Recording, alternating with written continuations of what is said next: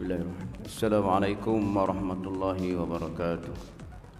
Alhamdulillahirabbil alamin wassalatu wassalamu ala asyrafil anbiya'i wal mursalin wa ala alihi washabbihi ajma'in. Subhanaka la ilma lana illa ma 'allamtana innaka antal alimul hakim. Rabbi shrah li sadri wa yassir li amri wahlul 'uqdatam min lisani yafqahu qawli. Qala al-mu'allif rahimallahu ta'ala wa nafa'ana bi ulumihi fid dharain amin ya rabbal alamin. Alhamdulillah yang saya kasihi fadil tuan-tuan barisan itu, para imam, pelbagai masjid, tuan kuasa masjid, para asatizah, tuan-tuan ahli jemaah yang dirahmati Allah Subhanahu wa taala. Alhamdulillah, bersyukur kita kepada Allah Subhanahu wa taala dapat kali lagi kita bertemu. Hampir setahun kita tak berjumpa, setahun. Alhamdulillah kita dapat sambung semula. Yang mana hari ini kita berada dalam masa PKP lagi, iaitu yang mana malam diumumkan masih kita sambung hingga ke 18 Februari. Jadi apapun tuan-tuan ahli jemaah, puan-puan jemaah yang dirahmati Allah SWT sekalian, COVID-19 ini merupakan satu wabak yang kita, seperti mana yang kita tahu, yang mana sama-sama kita perlu menanganinya dengan mengikut SOP yang telah ditetapkan oleh pihak berkuasa. Macam malam ni, macam hari ni pun kita perlu juga mengamalkan SOP dia di segi penjarakan kita. Jadi saya ni tak pakai mask lah, tak selesa untuk ini. Jadi untuk ni kita pakai mask. Di samping itu juga, selain pada kita berusaha mengikut saluran dan peraturan-peraturan yang ditetapkan, walau bagaimana sekalipun kita ingat dalam satu doa yang dibaca, Allah min ahazal waba jundum min junudik tusibu bihi man tasha wa tasrifuhu amman tasha. Ya Allah, wabak ini merupakan salah satu di antara tentera-tenteramu. Kau mengenai pada siapa yang kau kehendaki dan kau palingkan dia daripadanya pada siapa yang kau kehendaki. Jadi kita dah jelas di situ, ini sesuatu ketentuan Allah Subhanahu wa taala kepada kita. Jadi kita banyak akan berdoa selain pada kita ikut peraturan-peraturan pencegahan-pencegahan yang ditetapkan. Kita banyak akan berdoa kepada Allah Subhanahu wa taala. Kerana doa ini merupakan satu senjata kepada orang yang beriman. Dan juga di samping kita berdoa, kita banyak akan membaca Al-Quran. Kita banyak membaca ayat-ayat suci Al-Quranul Karim. Di sana Allah Subhanahu wa taala sebut, wa a'udzubillahi minasyaitonir rajim wa nunazzilu minal Qur'ani ma huwa syifaa'un wa rahmatul lil mu'minin. Kami turunkan Al-Quran itu, maknanya secara beransur-ansur daripada ayat-ayat Al-Quran ini menjadi penawar dan rahmat bagi orang-orang yang beriman. Yakinlah kita, maksudnya kita dengan banyak membaca Al-Quran, sekurang-kurangnya paling tidak pun kita baca makna Fatihah. Setiap masa banyak akan baca Fatihah. Kelebihan-kelebihan Fatihah seperti mana yang kita tahu. Banyak akan baca Fatihah, sekurang-kurangnya setiap masa yang ruang ada peluang pada kita baca Fatihah. Dan Fatihah itu juga merupakan Ummul Quran dan juga dinamakan juga syifa, maknanya ubat, penawar. Jadi kita baca Al-Quran, tuan-tuan. Jadi tuan-tuan ahli jemaah yang dirahmati Allah Subhanahu wa taala sekalian, jadi kita berdoa kepada Allah Subhanahu wa taala, mudah-mudahan Allah taala singkatkan ataupun angkatkan COVID-19 ini daripada bumi kita, Pahang khususnya dan amnya Malaysia, dan juga daripada umat Islam seluruh dunia. Itu dia. Jadi alhamdulillah pagi ini tuan-tuan saya bawa tajuk dalam bab fi fadl qiraatil Quran. Kelebihan bab beberapa kelebihan keutamaan membaca Al-Quran. Keutamaan yang membaca Al-Quran. Di mana tadi Yang mana disebut kitab, apa saya baca kitab ini, Riyadhus Salihin jilid 5 terbitan oleh Jabatan Bahagian Ahli Ihwal Islam, Jabatan Perdana Menteri. Yang mana dalam kitab ini disebut Al-Quranul Karim merupakan mukjizat yang amat berharga kepada manusia, khasnya kepada umat Islam. Kerana Al-Quran itu boleh memberi manfaat kepada orang-orang yang dapat menguasainya, sama ada di segi bacaan, hafalan serta mengamalkannya di dalam segenap lapangan kehidupan di dunia. Manakala di akhirat kelak mereka akan mendapat ganjaran pahala yang besar daripada Allah Subhanahu wa taala dan mempunyai keistimewaan yang banyak di sisi makhluk lain di dunia lagi. Itu dia Al-Quran yang kita maklumkan, yang kita sedia maklum. Walaupun begitu, kita nak untuk mencapai kelebihan membaca Al-Quran ini, beberapa ulama mengaturkan kedudukan dan cara kita dapat mengatasinya. Bukan bukan main-main begitu segi nak membaca Al-Quran ini, ada tuntutan tertentu, cara tertentu. Kerana yang terlebih dulu kita mengenal Al-Quran, iaitu Al-Quran tu kitab Allah Subhanahu Wa Taala, yang mana kita mempunyai hak tertentu, tanggungjawab tertentu terhadap Al-Quran. Kita mempunyai hak-hak yang tertentu terhadap Al-Quran untuk kita nak baca Al-Quran, nak mencapai kelebihan membaca Al-Quran, yang di antaranya Rasulullah sallallahu alaihi wasallam sebut, An Abi Umamah radhiyallahu anhu qala sami'tu Rasulullah sallallahu alaihi wasallam yaqul iqra'ul Qur'an fa innahu ya'ti yaumal qiyamati syafi'an li ashabi.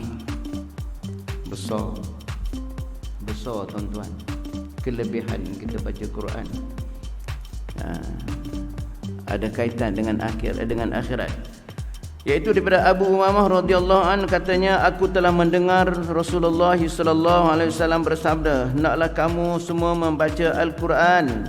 Sesungguhnya Al-Quran itu akan datang pada hari kiamat dan boleh memberi syafaat kepada orang yang membacanya dan yang menyimpannya, maknanya menghafalnya di akhirat. Yang mana di akhirat besok tidak ada pembelaan lain pada kita. Hanya dua amalan, hanya dua sahaja, iaitu amalan-amalan yang kita lakukan, amalan yang baik. Kerana amalan kita ni kita nak bawa ke sana dua amalan, satu baik, satu tak baik. Tak baik dah tentu tak akan membela kita, akan meruntuh kita. Yang mana amalan yang baik itulah akan membela kita. Di samping itu, kata Nabi, orang yang membaca Al-Quran, Al-Quran akan beri syafaat kepada dia. Tidak ada lain di akhirat kelak syafaat, hanyalah Al-Quran. Itu di antara kelebihan kita membaca Al-Quran, di mana yang disebutkan oleh baginda Rasulullah SAW. Di samping itu, seperti kata tadi, kita perlu tahu mempunyai hak-hak kita terhadap Al-Quran. Di antaranya hak kita tu pada Al-Quran, hakut tilawah, hak kita membaca tadilah. Kemudian selain daripada hakut tilawah, hakut tadabur. Kita tadabur, tanggungjawab kita untuk tadabur Al-Quran. Berapa ramai orang baca Al-Quran? Ada beberapa golongan membaca Al-Quran. Orang yang membaca Al-Quran ada beberapa golongan, seperti mana yang pernah kita sebut. Yang pertama, orang yang tahu membaca Al-Quran dengan baik. Dia hanya baca saja, tahu baca, dia membaca daripada awal hingga akhir pun. Yang kedua, orang yang tahu membaca Al-Quran dan tahu makna-makna kalimah-kalimah Al-Quran. Dan yang ketiga, orang yang tahu membaca Al-Quran dan dia baca Al-Quran, dia tahu di segi makna-makna kalimah Al-Quran, dia tadabbur ayat-ayat Al-Quran. Golongan yang keempat ialah orang yang tahu membaca Al-Quran dan membaca Al-Quran, tahu makna Al-Quran, tahu kalimah-kalimah Al-Quran, serta dia tadabbur ayat-ayat Al-Quran dan dia amalkan ayat-ayat yang dibaca. Kita tuan-tuan duduk dekat mana di antara empat golongan tadi? Kita duduk di mana tuan-tuan dalam empat golongan tadi? Jadi makna paling-paling tidak pun kita dapat membaca Al-Quran di setiap masa dan ketika. Baik, di antaranya selain pada hakul tadabbur, hakul hifz. Dan ada ulama ada yang ulama sebut lagi dalam hak tadabbur tu dia juga letak hakul amal. Hak tanggungjawab kita beramal. Dah kita tadabbur ayat dan kita beramal dengan ayat-ayat yang diturunkan. Yang ketiga, yang keempatnya hakul hifzi, tanggungjawab kita memelihara Al-Quran dan kita menghafaz Al-Quran. Manakala yang kelima, hakut tabligh, tanggungjawab kita menyampai Al-Quran, mengajar Al-Quran, sampaikan Al-Quran itu. Kata Al-Imam Al-Asqalani rahimahullah ta'ala, orang yang tahu membaca Al-Quran tetapi ia membaca tidak sampai 100 ayat sehari adalah ia zalim. Pandai baca Quran, tahu baca Quran, tapi baca Al-Quran tak sampai 100 ayat sehari, kata dia zalim. Kenapa? Kerana ia mengabaikan hak Al-Quran terhadapnya. Mengabaikan hak 100 ayat. Kita kata kalau biasa kita baca surah Al-Waqi'ah berapa ayat, apa surah Al-Mulk 30 ayat, surah Al-Kahfi 100 lebih ayat. Alhamdulillah. Mana satu ayat tu campur-campur lah. Apatah lagi kalau lah boleh baca, mana sekali tu, satu ayat tu. Mana kurang, ada orang kurang pada satu ayat, kata dia zalim, kerana dia telah mengabaikan tanggungjawab dia, iaitu dalam hak tilawah, tanggungjawab terhadap tilawah. Kita punya tanggungjawab tentang membaca Al-Quran tanpa mempelajari bagaimana dan apakah yang dapat kita bacakan, bagaimana yang diperintah oleh Allah, oleh Rasulullah sallallahu alaihi wasallam. Dan bagaimana iqra'ul Quran, apa ni Rasulullah kata, iqra'ul Quran kama unzila atau kama qala. Bacalah Al-Quran bagaimana ia diturunkan. Maknanya baca mengikut kehendak dia lah, bertajwid dan sebagainya lah. Jadi itu di antara tanggungjawab kita. Kerana maksud hari ini, Abu Umamah radhiyallahu anhu katanya, aku telah mendengar Rasulullah SAW bersabda, hendaklah kamu semua membaca Al-Quran, sesungguhnya Al-Quran itu akan datang pada hari kiamat dan boleh memberi syafaat kepada orang yang membaca dan menyimpannya. Rawahu Muslim. Pengajaran hadis. Islam sangat memandang mulia kepada orang yang mengetahui dan pandai menguasai kandungan Al-Quran, seperti banyak membacanya, memahami maksudnya dan mengamalkannya, isi kandungannya, kerana ia akan memberi syafaat pada orang yang membacanya pada hari kiamat nanti. Paling tidak kita baca, berusaha. Bahkan kalau kita sekarang ni, kita kalau umur 40 tahun, 40 tahun kita tolaklah, kita kata umur 15 tahun kita tolak. Jadi bacaan Quran ni, Fatihah ni dah lama dah, kerana masa kanak-kanak lagi. Ada tak dalam hati kita dan perasaan kita, kehendak kita nak tahu maksud dalam Fatihah itu sendiri?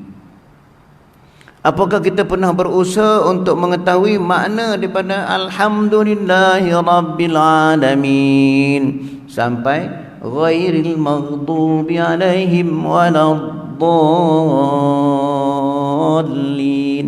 Mana kita tahu dah maknanya? Kurang-kurangnya kita kena usaha, tuan-tuan. Bahkan bacaan Fatihah ni pula bacaan yang diwajibkan dalam sembahyang, menjadi rukun. Sempurna bacaan Fatihah, sempurnalah sembahyang. Tak sempurna bacaan Fatihah, mana tak sempurna dah sembahyangnya. Ada setengah orang mudah baca, okey, pada mula-mula dia baca Fatihah tu dah oleh kerana biasa. Dalam Fatihah ni nak kena jaga adat dan adab. Adat dan adab kita kena jaga. Kalau biasa adat, Bismillahirrahmanirrahim, Bismillahirrahmanirrahim. Kalau baca dalam sembahyang, tuan-tuan tanya Tuan Imam, sah ke tidak? Sebab Nabi kata bila baca dalam baca Fatihah itu naklah sempurna huruf dia, sempurna tasydidnya, sempurna kalimah-kalimahnya dan barisnya. Sebab Fatihah itu, bismillah tu ada ulama kata masuk dalam satu bismillah dalam Fatihah 7 ayat termasuk dalam Fatihah tadi. Manakala kita sembahyang baca Fatihah dalam Fatihah bismillah, semillah kalau baca semillah, sedangkan bismillah. Okay. Itu di segi mana sekurang-kurangnya kita ambil tahu tentang makna Fatihah tu, barulah sembahyang kita tetap sikit maknanya. Sekurang-kurangnya ambil tahu tentang nama ni, berusaha. Sebab apa? Ada ganjarannya nanti.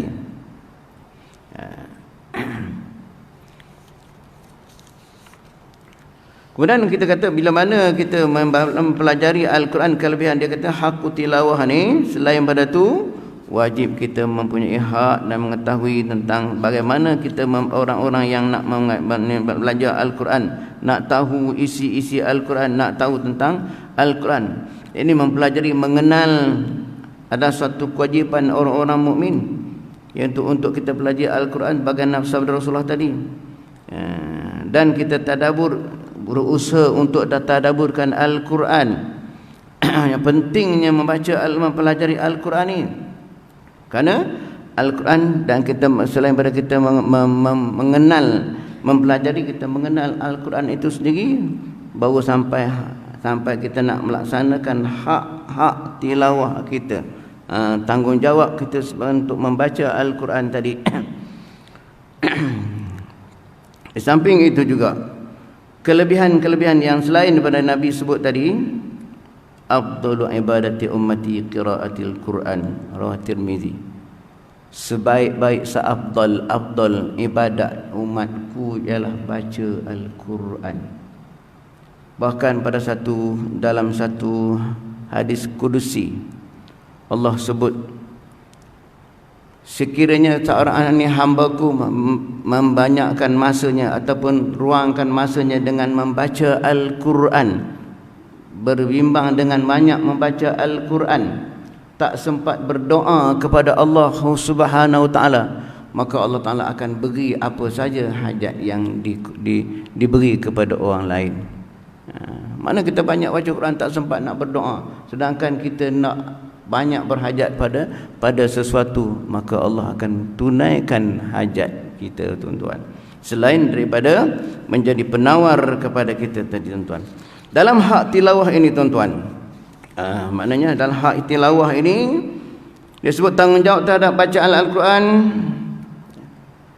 Kita akan ditanya tentang masa yang kita peruntukkan kepada Al-Quran dalam hak tilawah. Kita besok akan ditanya tentang masa yang kita untukkan untuk ambil masa nak baca Quran. Dalam sehari berapa kali, dalam masa 24 jam ada berapa masa yang kita untukkan membaca Al-Quran. Sedangkan kita mati besok, Al-Quran tu kita baca, kita sebagai ikutan kita. Kemudian kita akan ditanya lagi, sejauh mana kita benar-benar mempelajari Al-Quran, sejauh mana kita benar-benar mempelajari Al-Quran. Kita akan ditanya sejauh mana peruntukan harta kita untuk mengetahui cara membaca Al-Quran. Diri kita, masa kita, kemudian harta kita ada kaitan dengan mempelajari Al-Quran. Mana harta kita tu, wang ringgit kita lah. Berapa banyak kita belanjakan duit kita untuk belajar Al-Quran. Kita beli tak kitab-kitab, buku-buku yang berkaitan cara-cara teknik membaca Al-Quran, khususnya kitab-kitab tajwid. Kita ada tak duit kita keluarkan untuk bagaimana nak memperelokkan bacaan kita. Ada tempat, ada setengah hantar anak ke tempat belajar Al-Quran, adalah dikenakan yuran tentang pentadbiran sekolah. Tak bayar. Bila guru minta, baru 2 bulan sibuk dah, dia kata. Baru 2 bulan tak bayar dah sibuk dah. Ingat tuan-tuan, itu akan ditanya besok kepada Allah, daripada Allah Ta'ala akan ditanya kita esok. Malaikat akan tanya kita berapa banyak peruntukan harta kamu, duit kamu untuk belajar Al-Quran, untuk mengetahui Al-Quran, sedangkan yang lain kamu boleh membelanja untuk dapat lain. Sedangkan ilmu Al-Quran, ilmu yang Al-Quran, yang cara membaca Al-Quran, bacaan Al-Quran yang akan membela kamu di akhirat kelak, kamu tak ambil peduli, akan ditanya tuan-tuan kepada kita. Masa kita baca Quran, maknanya harta kita baca akan ditanya.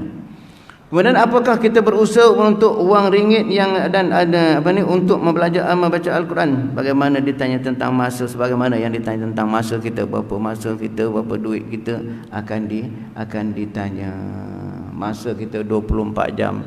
Semua sama Allah kurniakan kepada manusia semua 24 jam.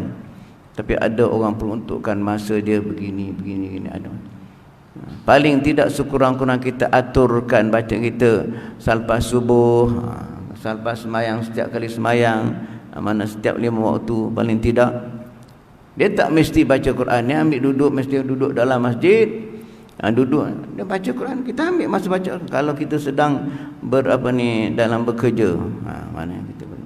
Tapi tempat-tempat yang ni adalah tempat-tempat yang dilarang kita membaca Al-Quran. Contohnya dalam kilang, contohnya tempat kita bising, tu tak disuruhlah kita baca.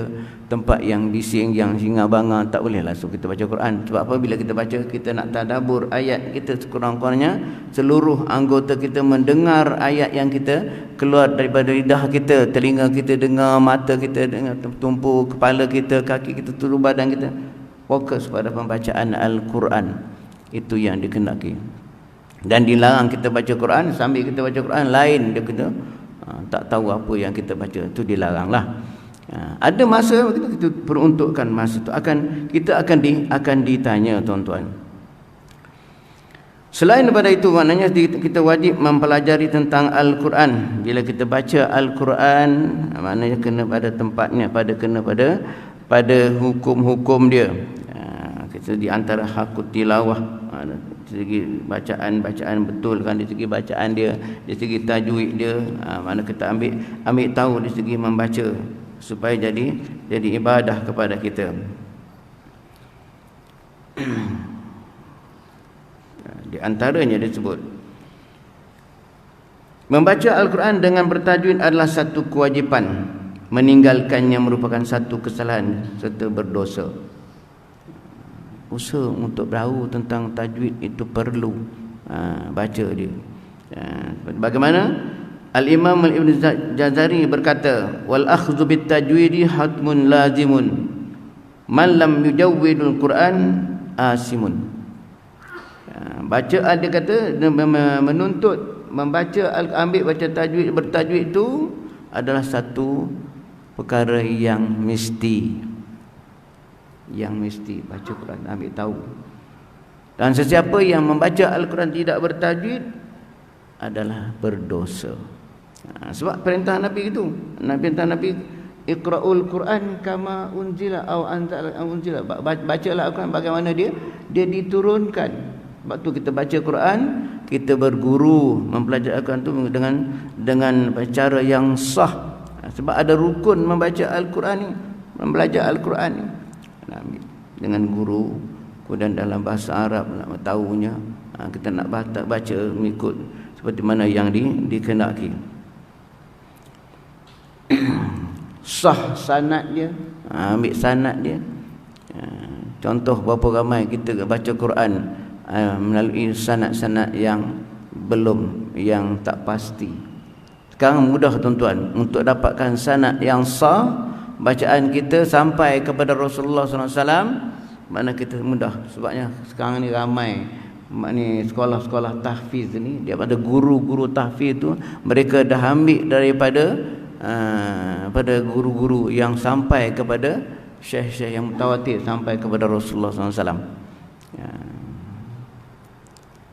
Paling tidak kita baca Fatihah, pergi jumpa kepada yang orang yang hafiz, yang betul hafiz lah, yang daripada contohnya daripada syubra, macam kita di Sepahang ni, mana ni apa ni di apa tu